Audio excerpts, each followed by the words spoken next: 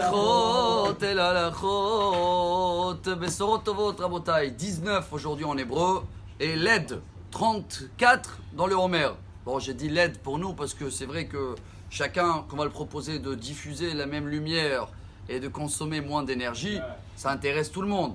Est-ce qu'il y a quelque chose qu'on peut faire ce Shabbat spécialement, après toute cette semaine de Hiloula de Rabbi Meir Balanes, Rabbi Shimon Bar Yochai, qui coûte rien, pas beaucoup d'investissement, mais qui peut amener une grande lumière.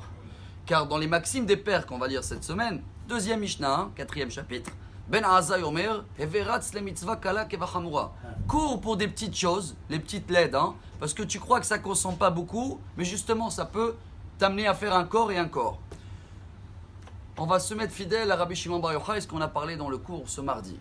Dès qu'il est sorti de la grotte après 13 ans, qu'est-ce qu'il a fait en premier? Il a vu une personne âgée, c'est Shabbat, page 33, on a raconté ensemble l'histoire, avec deux Bessamim, les myrtes, vous m'avez dit en français. Il a dit à son fils, regarde, viens on lui demande qu'est-ce qu'il fait là, c'est vendredi. Tu fais quoi? Il dit quoi? Je prépare les Bessamim pour sentir ce soir, vendredi soir, je ne parle pas de samedi soir. Et pourquoi deux? Il a dit, Zachor Veshamor, c'est bien de doubler les mitzvahs. Alors voilà le premier message que Rabbi Shimon il nous enseigne. Ce soir, avant Shabbat, chacun y regarde que dans sa table, il y a un Bessamim. Vous allez me demander pourquoi? On a déjà partagé à Hasra, au nom du Zohar HaKadosh. Je l'avais écouté la première fois, Rav Citruk, il a amené ça. Que vendredi, on reçoit une Neshama d'en haut. Alors dès que tu rentres, tu regardes les bougies. Après, tu vas sentir le Bessamim, c'est le nez. On va voir tout de suite, c'est la colère aussi. Et après, tu fais Boré Priya Geffen la bouche. Tu viens de confirmer avec une petite action que tu es conscient que tu as reçu quelque chose, qu'il était d'en haut et il est descendu en bas. Et samedi soir, tu vas faire l'inverse. Tu montres à Dieu dans l'Avdallah que tu es conscient que ce que tu avais dans toi va remonter en haut. Donc on va faire d'abord Boré Priya Geffen, après Bessamim, et à la fin on va faire Boré Moresh. Des petites actions, vous allez me dire c'est une mitzvah? Oui, ça fait partie de Ronek Shabbat, le kiff de Shabbat.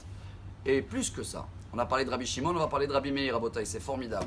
Il y a une Gemara très connue dans le traité Gittin, page 52, que là-bas il y avait des voisins de Rabbi Meir Balanes qui se bagarraient tous les vendredis avant Shabbat.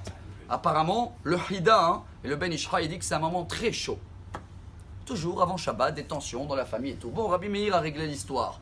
Mais si on veut que toute la chaleur de cette semaine et le feu ne rentrent pas chez nous, l'inverse, nous on veut le LED, on veut que ça reste froid. Qu'est-ce qui peut arrêter la colère dans chaque maison? La préparation de Bessamim. À partir d'aujourd'hui, j'écoute ce message. Une partie de mes préparations avant Shabbat, je mets les Bessamim à table. Car les Bessamim, le nez, c'est l'odeur. Quand tu sens, tu peux être jamais en colère. La colère, c'est l'inverse. C'est quand tu sors de l'air, comme le taureau qui s'énerve dans les dessins animés, il sort. Mais quand tu prépares et tu montres à Dieu, voilà, je prépare quelque chose pour sentir, et ce sera comme une LED à la maison. Une grande lumière, ça coûte pas cher. Et si on le fait à partir de cette semaine, on vient de prouver qu'on a compris le premier message de Rabbi Shimon Bar Yochai.